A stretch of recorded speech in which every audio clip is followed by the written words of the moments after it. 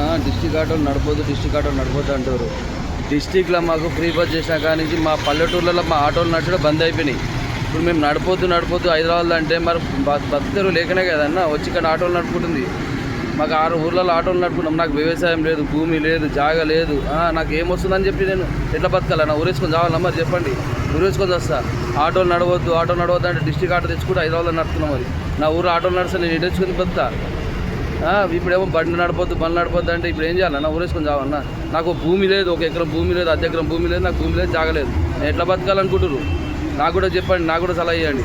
District auto నడవద్దని చెప్పి సిటీలో నడపొద్దు అంటే మరి సిటీలో ఊర్లో నడితే వీడికి వచ్చి నడపం మేము.